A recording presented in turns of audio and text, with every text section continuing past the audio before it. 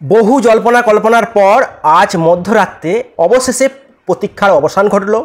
সেই অবসান ঘটিয়ে পশ্চিমবঙ্গ সরকারের তরফ থেকে, এসএসসির তরফ থেকে অর্থাৎ স্কুল সার্ভিস কমিশনের তরফ থেকে শিক্ষক নিয়োগের নয়া বিধি 2025-এর গেজেট প্রকাশিত হলো।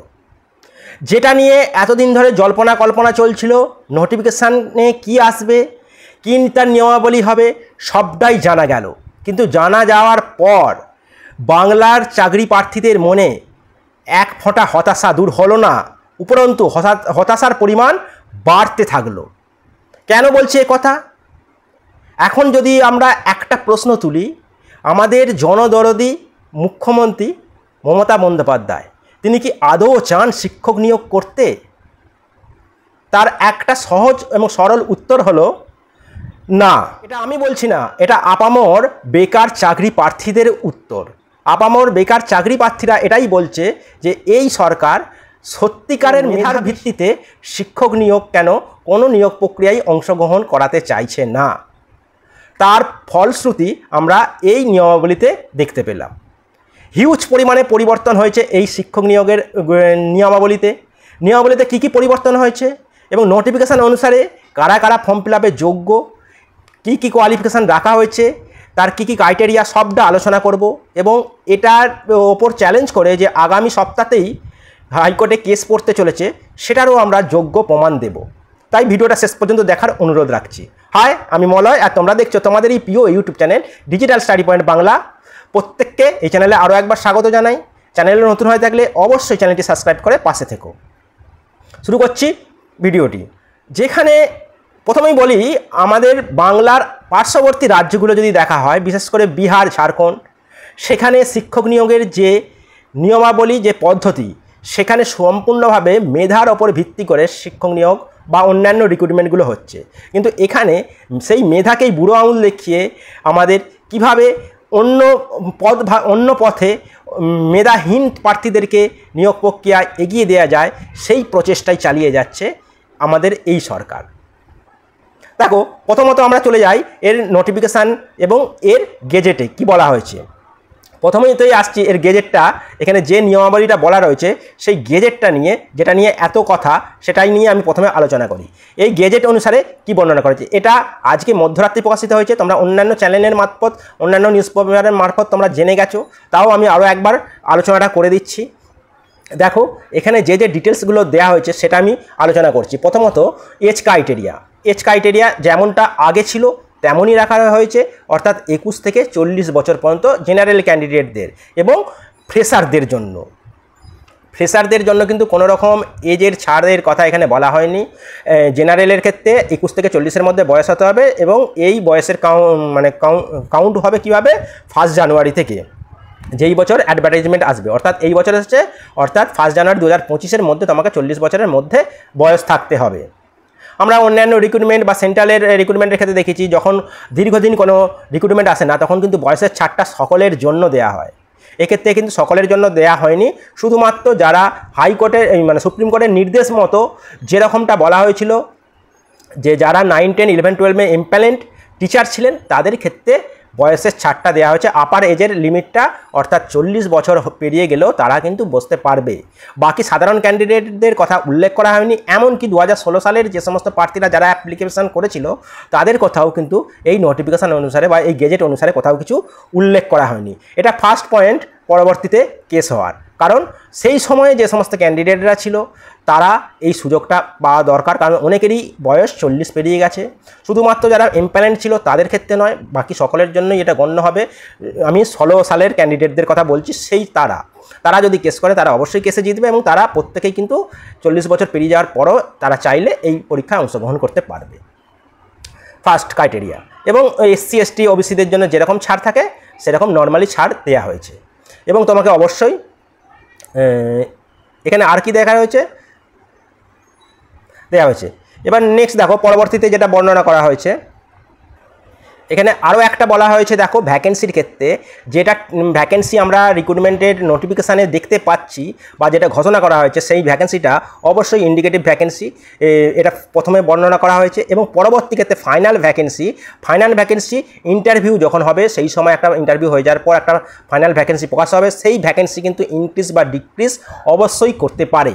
অর্থাৎ রাজ্য সরকার চাইলে সেই ভ্যাকেন্সিটা শেষ পর্যায়ে যে ইনক্রিজ করিয়ে দিতে পারে বা ডিক্রিজ করাতে পারে, সেটা কিন্তু নোটিফিকেশানে উল্লেখ রয়েছে। অন্যান্য জেনারেলি নোটিফিকেশানে এই কথাটা উল্লেখ থাকে, তা এই ক্ষেত্রেও উল্লেখ করে দেওয়া হয়েছে। এবং এই নোটিফিকেশানটা যে বেরিয়েছে সেটা কিন্তু অবশ্যই সম্পূর্ণটা কোর্টের রায়ের ওপর নির্ভর করছে। তোমরা প্রত্যেকেই জানো যে কোর্টে যেহেতু রিভিউ করা রয়েছে, সেই রিভিউর যে রায় আসবে, সেই রিভিউর রায়ের ওপর ভিত্তি করে পরবর্তী যে নিয়োগ প্রক্রিয়া, সেটা সম্পূর্ণ তার গতি প্রকৃতিতে নির্ভর করবে কোর্টের রায়ের ওপর। নেক্সট দেখো, এখানে যদি আমরা এর সিলেকশন প্রসেসটা বলি, সেই সিলেকশন প্রসেসটা নিয়ে আমরা আলোচনা করব। দেখো, এবার প্রথমতেই আসছি কারা বসতে পারবে। 9-10-এর জন্য একটা নির্দিষ্ট রুলস রাখা হয়েছে, 11-12-এর জন্য নির্দিষ্ট রুল রাখা রয়েছে। সিম্পল রুল, সহজ ভাষায় বুঝিয়ে দিচ্ছি, ভালো করে বুঝে নাও। প্রথমত তোমাকে অবশ্যই ইন্ডিয়ার সিটিজেন হতে হবে এবং ইন্ডিয়ার সিটিজেন হলেই তোমরা প্রত্যেকে কিন্তু ফর্মটা ফিল আপ করতে পারবে।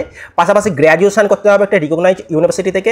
সেই ইউনিভার্সিটিতে অবশ্যই তোমরা গ্র্যাজুয়েশনে 50% মার্কস থাকতে হবে। এবার এখানে অনেকের দ্বন্দ্ব থাকে, 50% মার্কসটা কিসের ওপর ভিত্তি করে হবে। অর্থাৎ কেউ অনার্স করেছো, সেই অনার্সের ওপর ভিত্তি করে, অর্থাৎ কারো যদি অনার্সে 50% থাকে তাহলেও চলবে। পাস প্লাস অনার্স মিলিয়ে কারো 50% থাকলে সেটাও গণ্য হবে। এমনকি শুধুমাত্র পাস নিয়ে যারা পাস নিয়ে যারা গ্র্যাজুয়েশন পাস করেছো, তাদের ক্ষেত্রে পাসে টোটাল সাবজেক্টের ওপর 50% থাকলে তারাও কিন্তু এলিজেবল হবে। এবং যাদের ক্ষেত্রে এই তিনটে ক্ষেত্রেই ক্রাইটেরিয়া ম্যাচ করছে না, অর্থাৎ গ্র্যাজুয়েশনের ক্ষেত্রে 50% নেই, তারা যদি পিজি করে থাকে অর্থাৎ পোস্ট গ্র্যাজুয়েশন করে থাকে, সেক্ষেত্রে তাদের সেখানে যদি 50% থাকে, অর্থাৎ পিজিতে 50% বা তার বেশি থাকে, তাহলে তারা কিন্তু এলিজেবল হবে। সাথে অবশ্যই বিএড থাকতে হবে। এবং অ্যাপিয়ারিংয়ের কোনো এখানে সুযোগ দেওয়া হয়নি, অর্থাৎ অ্যাপ্লিকেশান যে লাস্ট ডেট, সেই লাস্ট ডেটের মধ্যে যদি তোমরা সার্টিফিকেট পেয়ে যাও, তোমাদের যদি বিএড কমপ্লিট থাকে, তবেই তোমরা কিন্তু এই ফর্মটা ফিল আপ করতে পারবে। অর্থাৎ অ্যাপিয়ারিং হিসেবে এখানে কিন্তু তোমরা কেউই ফর্ম ফিল আপ করতে পারছো না। আদার্স কী রাখা রয়েছে, যদি কেউ 4 বছরের বিএড করে থাকে বা বিএসসি বিএড করে থাকে, তারাও কিন্তু অ্যাপ্লিকেবল হবে। এবং এখানে কিন্তু কোথাও স্পেশাল বিএডদের কথা উল্লেখ করা নেই, যদিও হাই স্কুলের ক্ষেত্রে 9, 10, 11, 12-এর নিয়োগের ক্ষেত্রে আগের বারে স্পেশাল বিএডদের বসতে সুযোগ দেওয়া হয়েছিল, কিন্তু এক্ষেত্রে স্পেশাল বিএডের কথা কোথাও উল্লেখ করা নেই, না গেজেটে না নোটিফিকেশানে। পরবর্তী ক্ষেত্রে যদি এটা কারেকশান করে নতুন নোটিফিকেশান আসে, সেখানে যদি উল্লেখ করে, তখন সেটা আমরা অবশ্যই তোমাদেরকে জানিয়ে দেবো। আপাতত এখন পর্যন্ত জেনারেল বিএড এবং তোমাকে গ্র্যাজুয়েশন অথবা পোস্ট গ্র্যাজুয়েশন করতে হবে। তার সাথে তোমাদের বয়সটা আমি বলেই দিলাম, 21 থেকে 40-এর মধ্যেই হতে হবে।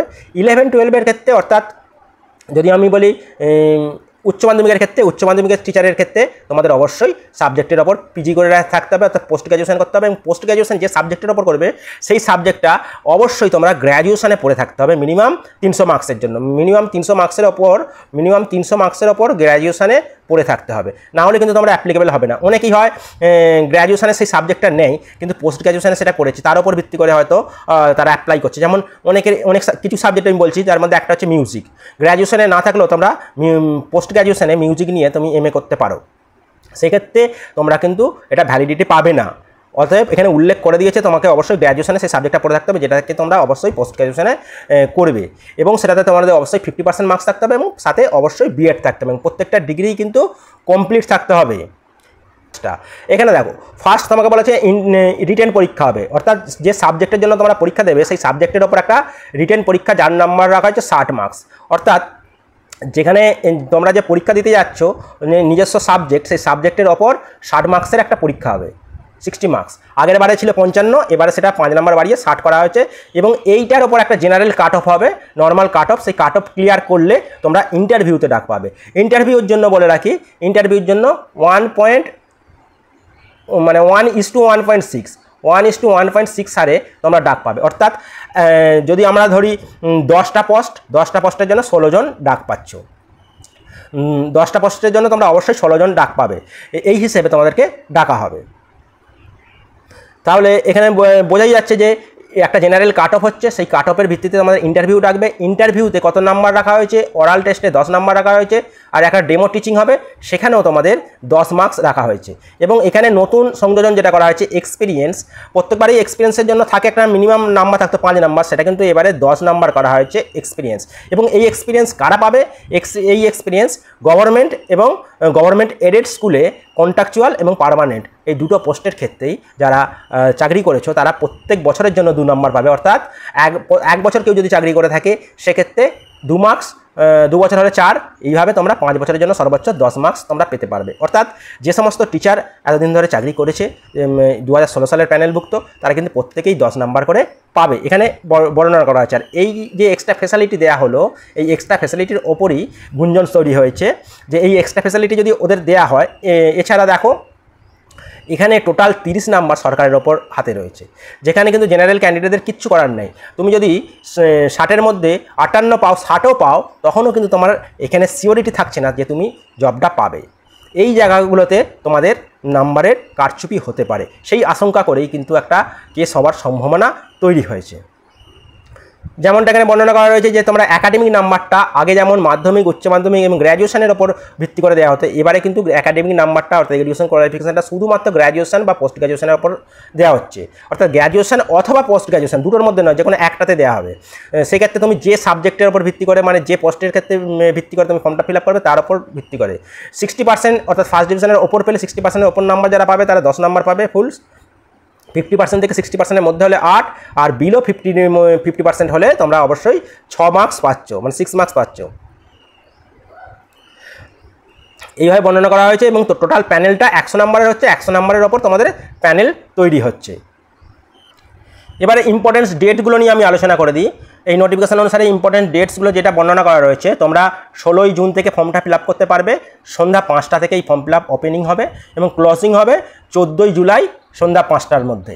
এবং সেটা তোমরা last date of application fee তোমরা জমা দিতে পারবে ওই দিনই, অর্থাৎ লাস্ট ডেট 14 জুলাই রাত্রি 12টার আগে পর্যন্ত তোমরা তোমাদের ফর্ম ফিসটা জমা দিতে পারবে। জেনারেলের জন্য ফিস রাখা হয়েছে 500 টাকা। এক্ষেত্রে তোমরা 11, 12, 9, 10 উভয় বিষয়ের জন্যই তোমরা ফর্ম ফিল আপ করতে পারো। দুটো বিষয়ের জন্য করতে হলে তোমাদের জেনারেলের হিসেবে 500 প্লাস 500, 1000 টাকা এক একটা ক্যান্ডিডেটকে দিতে হবে ফর্ম ফিল আপ করতে হবে। একটা হিউজ পরিমাণের ফর্ম ফিল আপের টাকাটা রাখা হয়েছে, দেখতেই পাচ্ছ। এরপর কিন্তু এখানে কোথাও এই টাকা রিটার্নের কথা বলা নেই। যেমন প্রাইমারির ক্ষেত্রে 500 টাকা দিয়ে ফিল আপ করলেও পরে 400 টাকা ফিরে আসে, এক্ষেত্রে কিন্তু রিটার্নের কোনো অপশান নেই। 500 টাকা দিয়ে তোমাদের ফিল আপ করতে হবে, রিটার্ন এক্সাম হবে। রিটার্ন এক্সাম কবে হবে সেটাও কিন্তু জানিয়ে দেওয়া হয়েছে, সেটা তোমরা একবার দেখে নাও। সেপ্টেম্বরের প্রথম সপ্তাহে রিটেন এক্সাম হওয়ার কথা এখানে কিন্তু জানিয়ে দেওয়া হয়েছে। পুরো নিয়োগ প্রক্রিয়াটা যেহেতু কোর্টের অধীনে চলছে, তাই সেই অনুযায়ী একটা টেন্টেটিভ ডেট এখানে রাখা হয়েছে। আমরা যদি এক্সামের কথা দেখি, ফার্স্ট উইক অফ সেপ্টেম্বরে এই এক্সামটা নেওয়া হবে। অর্থাৎ প্রত্যেকের হাতে কিন্তু জুন, জুলাই, আগস্ট অর্থাৎ 3 মাস তোমরা পুরোপুরিভাবে সময় পাচ্ছ। আর তোমার টেন্টেটিভ রেজাল্ট কবে বেরোবে? অক্টোবরের 4 তারিখে। রেজাল্ট বেরোনোর আগে বলে রাখি, তোমাদের পরীক্ষা হওয়ার 2 সপ্তাহের মধ্যে কিন্তু অ্যান্সার কি দেবে, অ্যান্সার কি চ্যালেঞ্জ করে তোমরা সেটা জানাতে পারো। চ্যালেঞ্জের জন্য আমার নির্দিষ্ট ফিস রাখা হবে, কত ফিস রাখবে সেটা জানি না, পরবর্তী ক্ষেত্রে নোটিফিকেশানের মাধ্যমে জানানো হবে। অবশ্যই চ্যালেঞ্জ করতে পারবে এবং তারপর ফাইনাল অ্যান্সার কি বেরোবে সর্বশেষে অক্টোবরের শেষ সপ্তাহে তোমাদের ফাইনাল রেজাল্ট বেরোবে। ফাইনাল রেজাল্ট বেরোনোর পর নভেম্বরের প্রথম থেকে 3য় সপ্তাহের মধ্যে এখানে টেন্টেটিভ ইন্টারভিউটা রাখা হয়েছে এবং ইন্টারভিউ কমপ্লিট হওয়ার পর তোমাদের পুরনো প্যানেলটা প্রকাশিত হবে নভেম্বরের 24 তারিখের মধ্যে, মানে ডিসেম্বরের 31 তারিখের আগে তোমাদের জয়েনিংটা কমপ্লিট করিয়ে দেওয়ার পূর্ণ চিন্তাভাবনা এখানে রাখা হয়েছে। যেটা কাউন্সিলিং প্রক্রিয়া এখানে দেখতে পাচ্ছি 29 নভেম্বর থেকে রাখা হয়েছে। অর্থাৎ তোমাদের ডিসেম্বরের মধ্যে পুরো কাউন্সিলিং প্রক্রিয়া শেষ হয়ে যাবে, জানুয়ারির প্রথম থেকেই তোমরা স্কুলে যেতে পারবে। এইভাবে নিয়োগ প্রক্রিয়া সাজানো হয়েছে। কিন্তু এই যে নোটিফিকেশান, এর মধ্যে যে জায়গাগুলো ভুল রয়েছে, সেই সমস্ত ভুলগুলো যে জায়গাগুলো ভুল হয়েছে সেই ভুলগুলোর বিপক্ষে কিন্তু অবশ্যই কেস হতে চলেছে আগামী সপ্তাহে। তা দেখা যাক এই নিয়োগের ভবিষ্যৎটা কি হয়। আপাতত এর ভ্যাকেন্সিটা তোমাদেরকে একবার দেখিয়ে দিই। 9, 10-এর ভ্যাকেন্সিটা তোমরা দেখো। প্রথমত আমরা বেঙ্গলি মিডিয়ামটার জন্য দেখব। বেঙ্গলি মিডিয়াম টোটাল ভ্যাকেন্সি দেখতে পাচ্ছি 23,212টি, যেটা সমস্ত মিডিয়াম জুড়ে রয়েছে। এখানে আমরা শুধু বাংলা মিডিয়ামটা আলোচনা করছি। বাংলা মিডিয়ামের জন্য টোটাল ভ্যাকেন্সি রয়েছে 19,948টি। 19,948টি। এবার এখানে যদি আমরা সাবজেক্ট ওয়াইজ ভ্যাকেন্সি দেখি, বাংলার জন্য মেল ফিমেলে 90টি, ইংলিশের জন্য রয়েছে 2078টি। একই রকমভাবে যদি আমরা ম্যাথামেটিক্সের জন্য দেখি 2347টি, ইতিহাসের জন্য রয়েছে 1269টি, জিওগ্রাফির জন্য রয়েছে 1051টি, 2498 রয়েছে লাইফ সায়েন্সের জন্য, আর 2772টি রয়েছে ফিজিক্যাল সায়েন্সের জন্য। টোটাল 19,948টি ভ্যাকেন্সি। মেল ফিমেল ক্যান্ডিডেটদের ক্ষেত্রে সকলেই অ্যাপ্লিকেবল, অর্থাৎ ফিমেলরাও বয়েজ স্কুলে চাকরি পেতে পারে, কিন্তু এই শুধুমাত্র ফিমেলদের জন্য যে ভ্যাকেন্সিটা দেওয়া রয়েছে সেইগুলো গার্লস স্কুলের জন্য ভ্যাকেন্সি। আর গার্লস স্কুলের ক্ষেত্রে এই ভ্যাকেন্সির ক্ষেত্রে মেল ক্যান্ডিডেট কেউই অ্যাপ্লিকেবল নয়। এক্ষেত্রে ফিমেলদের দুটো বেনিফিট, কারণ ফিমেলরা এই পুরো সিটগুলোর জন্যই লড়াই করতে পারছে, এবং মেলরা কিন্তু শুধুমাত্র মেল ফিমেলের জন্য লড়াই করবে। ফিমেলদের ক্ষেত্রে পুরোপুরি সিটের জন্যই তারা লড়াই করতে পারবে, এটা তাদের এক্সট্রা বেনিফিট আগেও ছিল, এখনও রয়েছে। নেক্সট আমরা 11-12 ভ্যাকেন্সিটা দেখে নিই। অনস্ক্রিন দেখো 11-12 ভ্যাকেন্সিটা। এখানে বেঙ্গলি মিডিয়ামের জন্য যদি আমরা দেখে নিই কতগুলো ভ্যাকেন্সি রাখা হয়েছে, টোটাল ভ্যাকেন্সির কথা যদি বলা হয় তাহলে দেখতে পাবো বেঙ্গলি মিডিয়ামের জন্য 11,861টি, যেখানে 12,000 প্লাস ভ্যাকেন্সি রয়েছে, সেখানে বেঙ্গলি মিডিয়ামের জন্য 11,861টি, যার মধ্যে আমরা বেশ কিছু সাবজেক্ট ওয়াইজ ভ্যাকেন্সিগুলো দেখে নিচ্ছি। আর এই পুরো লিস্টটা তোমরা আমার টেলিগ্রাম চ্যানেলে পেয়ে যাবে, টেলিগ্রাম চ্যানেলের লিস্ট এই ভিডিও ডেসক্রিপশনে পেয়ে যাবে, সেখান থেকে তোমরা অবশ্যই চেক আউট করে নিতে পারো। দেখো এক্ষেত্রে ফিলোসফির ক্ষেত্রে যদি বলি 959টি রয়েছে, সংস্কৃতের ক্ষেত্রে 429টি রয়েছে, এছাড়া রয়েছে ইতিহাসের ক্ষেত্রে 430টি, ম্যাথামেটিক্সের ক্ষেত্রে 617টি। এটা শুধুমাত্র মেল ফিমেলের বলছি, ফিমেলের আলাদাভাবে রয়েছে, পাশ থেকে তোমরা অবশ্যই দেখে নিও। এবং ইকোনমিক্সের ক্ষেত্রে 385টি রয়েছে, অ্যাকাউন্টেন্সির ক্ষেত্রে 181টি রয়েছে, বায়োলজির ক্ষেত্রে 793টি রয়েছে, একই রকমভাবে বাংলার ক্ষেত্রে রয়েছে 336টি। এইভাবে বিভিন্ন সাবজেক্ট ওয়াইজ ভ্যাকেন্সি রয়েছে। তা ভ্যাকেন্সি তো আসলো, আমাদের আশা অবশেষে ভ্যাকেন্সি তো আসলো, কিন্তু একটা প্রশ্নচিহ্ন বড়ভাবেই রয়ে যাচ্ছে যে এই নিয়োগ প্রক্রিয়ার স্বচ্ছতা কতটা। যেখানে আমাদের পার্শ্ববর্তী রাজ্যগুলো যদি দেখো, বিহার, ঝাড়খণ্ড, সেখানে শুধুমাত্র মেরিটের ওপর ভিত্তি করে, তার শুধুমাত্র লিখিত পরীক্ষার ওপর ভিত্তি করে তাদের মেরিট তৈরি হয়। কোনো রকম একাডেমিক বা এক্সপিরিয়েন্স বা ডেমো টিচিং কোনোটাই কিন্তু টেস্ট করা হয় না, একমাত্র রিটেন পরীক্ষাটাই জোর দেওয়া হয়। আর রিটেন পরীক্ষার মাধ্যমেই তার কিন্তু মেধা নির্ধারিত হয়। সেখানেও কিন্তু তোমাকে কার্বন কপি দেওয়া হবে, তোমরা প্রত্যেকেই অ্যান্সার মেলাতে পারবে, টেন্টেটিভ অ্যান্সার দেওয়া হয় এবং অ্যান্সার চ্যালেঞ্জ করারও সুযোগ দেওয়া হয় শুধুমাত্র রিটেন পরীক্ষার ভিত্তিতে। সেখানে আমাদের এই রাজ্য সরকার শুধুমাত্র অযোগ্য ক্যান্ডিডেটদেরকে রক্ষা করার জন্য বিভিন্ন রকম ফন্দি করে চলেছে আজ দীর্ঘ 10 থেকে 15 বছর। তাই আমরা দীর্ঘ 10 বছরে একটাও রিক্রুটমেন্ট সঠিকভাবে পেলাম না, যদিও একটা হয়েছিল, সেটাও কিন্তু আজ এই গতি। দেখা যাক আগামী দিনে এই নোটিফিকেশান অনুসারে নিয়োগ প্রক্রিয়া সম্ভব হয় কি না, কোন দিকে যায় সেই দিকেই আমরা তাকিয়ে থাকব। পাশাপাশি বলে রাখি, যারা বিহারের জন্য প্রিপারেশান নিচ্ছিলে তারা অবশ্যই সেই পরীক্ষার দিকে ফোকাস রাখো।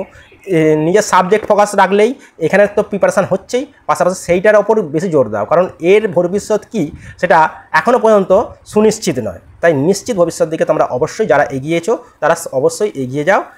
এই বলে আমি আমার ভিডিও এখানেই শেষ করছি। ভিডিওটা যদি ভালো লেগে থাকে তোমাদের মতামত অবশ্যই কমেন্টে জানাবে, আর এবং অবশ্যই একটা লাইক করো, বন্ধুদের মধ্যে শেয়ার করো, চ্যানেল নতুন হতে হলে চ্যানেলটি সাবস্ক্রাইব করে পাশে থাকো। থ্যাংক ইউ, দেখা হচ্ছে পরবর্তী ভিডিওতে।